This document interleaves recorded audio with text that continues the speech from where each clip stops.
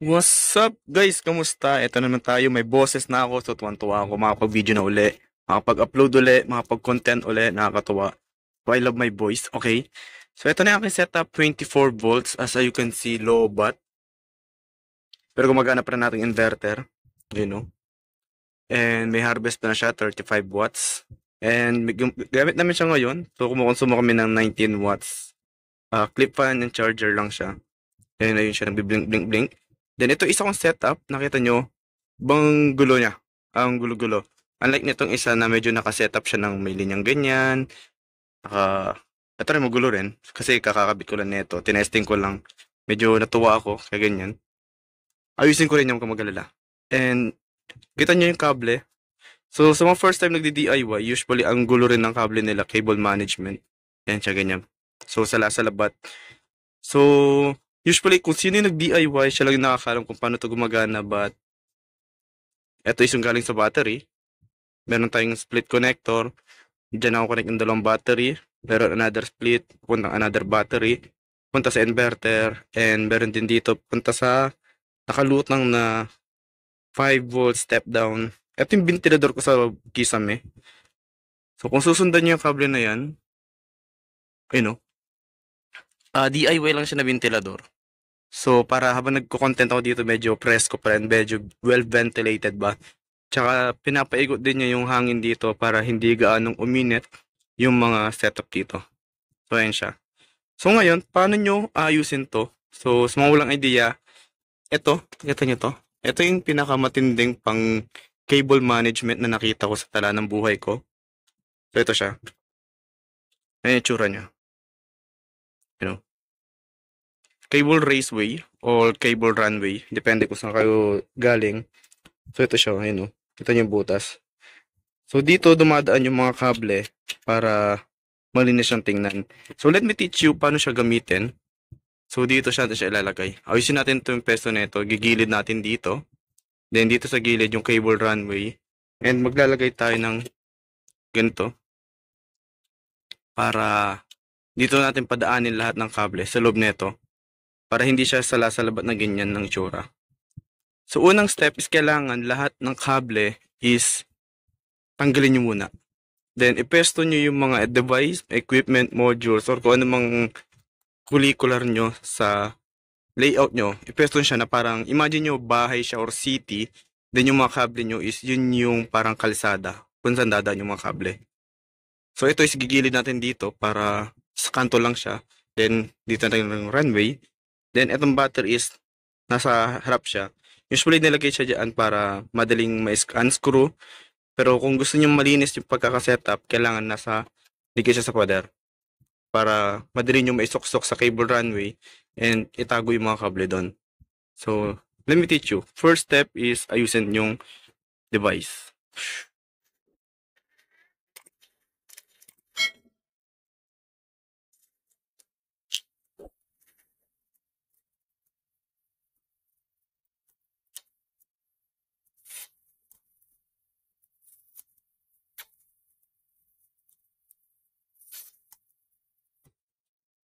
Okay, so step 1 ay na siya. Kinalas natin lahat ng kable na nakakonect dito.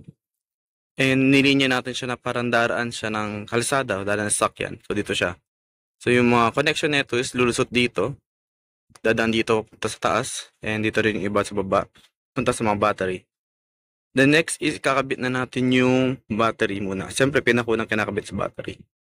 So gagawin ko is babalik rin ko to para itong mga screw na to is nakadikit siya sa pader. Mas madali siyang ilulusot dito. Ganun din sa kabila. Tapos, etong mga to is papaliwanag ko kung saan siya pupunta. Kasi kita nyo ang gulo-gulo. Okay, linya ulit tayo.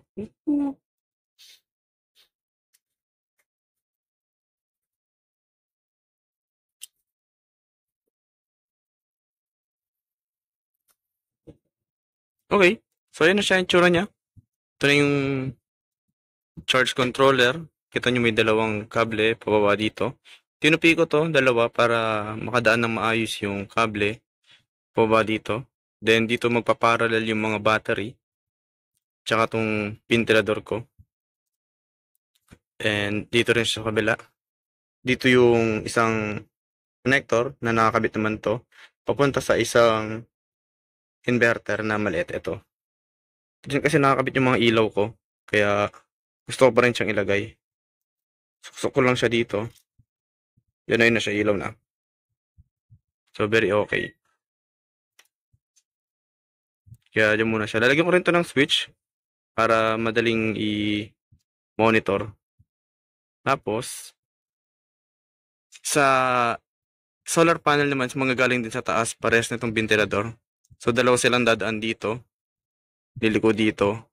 Isa is dito sa ventilador and isa dito sa control, sa panel. So, ayusin natin to. Yay!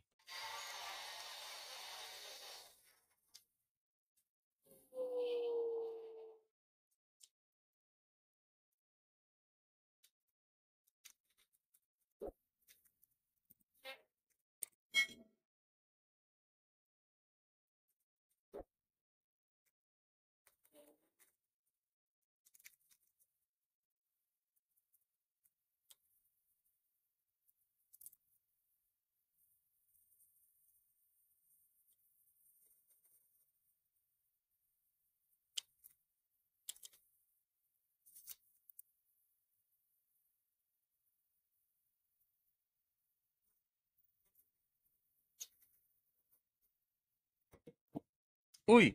Uy, grabe. Yan na siya. As you can see, siksik na siksik silang lahat dito. Para lang di na ako magtabas kasi ayaw magtabas ng kable masyado. So, andito na. Solar panel, nakakonect na. Check. Battery, nakakonect na. Check. And sa load ng DC, okay na, connected na. Ito yung isang switch na para sa ventilador. Okay. Siksik ko na lang din dyan. And ito yung papunta sa kwarto namin. Yung charging ng cellphone.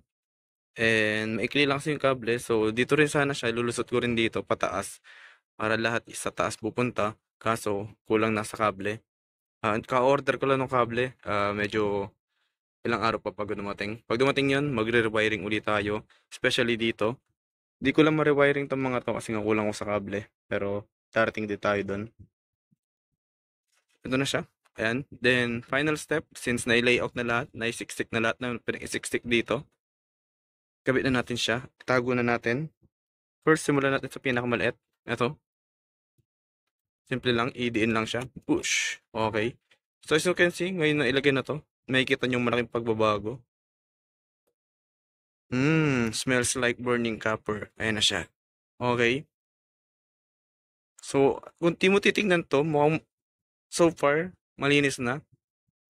Next is yung mas malaki naman. Kunin ko lang ito sa baba. Okay, sa taas. Medyo may mga kontrabida pa eh. Ito. Kung ililinya mo, isusok mo lang siya dito ng konti, bahagya, very slight. Ayan na siya. Then ito is, pupush na lang yan dyan. Para matago-tago ng konti. Natin lagay ito. Then, konting diin. Hindi lang pala konti ginagawa ko. Dinidinan ko talaga. Yun, kadali mo. Okay. And, ito na lang ang kulang. And may konting mali ako. Pero, assuming na nailagay ko siya ng maayos, ayan na siya. Well, pwede ko talaga siyang ilagay ng maayos. Wait lang ah. Ayan na siya. Okay. So, as you can see, konting usod na lang nito. You know, okay. Alright. So, ayan na siya. Ayan ang nagagawa ng cable raceway. Again, ito ang cable raceway. Ganyan yung tsura niya kapag hindi nakakabit. Pero, pag na-install nyo na, ganyan na. So, ito is gusto ko lang talaga nakalawit itong mga to para medyo nai-inspired ako ng bahagya. Tsaka gusto ko rin kasi visible to para maisuksok ko na yung mga ganito. Pero kung di-disregard mo siya, ganyan na itsura niya. So, malinis na malinis talaga siyang tingnan. Maitatago niya talaga yung mga dapat itago, yung mga natatagong sikreto, lihim, chismis. Ayun na siya. Pero anyway, yun lang. Sana may natutunan kayo kahit wala. You know. Siksik nyo lang lahat yan para tagong-tago. Ito pala is available sa dalawang size. Isang ganito kaliit and isang malaki ito. So, pwede kang Asiano, pwede kang Western. And haba niya is pare-pares lang ng haba. Lahat sila is Di ko sure kung ilang metro yung ganung kahaba niya, pero isang mahaba lang siya. And kung gusto niyo sobrang haba hanggang kapitbahay, pagduktong-duktongin niyo na lang. So ito, ganyan siya, malinis siyang tingnan, hindi na gaano masakit sa mata, wala na yung mga sala-salabat dito na pwede masagi ng pusa. Yan na siya. And update na 54 watts. Nakabukas na rin yung TV, nanonood na ang aking anak. Ito ang aking inverter. 2 kilowatt pa ito. Pure sine wave. Nag-harvest na ang aking panel. 50, 40. And time check ngayon pa lang ay asa na aking orasan. 8:51 AM. Napag-harvest na 26 to 50. Mamayang 11, aangat na siya hanggang 200. Ano siya. And still hindi pa rin kumakagat yung high voltage. Kasi mababa pa yung voltahe. Pero still safe pa rin naman siya 24. Kapag bumaba siya ng 20, 24.0, ka-cut off siya sa inverter. Manual namin papatayin. Pero sa ngayon okay pa naman yan. And still nagcha-charge pa naman. Wag lang sanang umulan. So yun lang. Salamat sa mga nanonood. And next update, ano ba pwede nating upload? Eto. Gusto ko talaga itong i-rewiring para dito siya sa ilalim. And pag dumating yung extra cable ko, ayusin ko pa itong mga to. Yun lang. Salamat. Bye.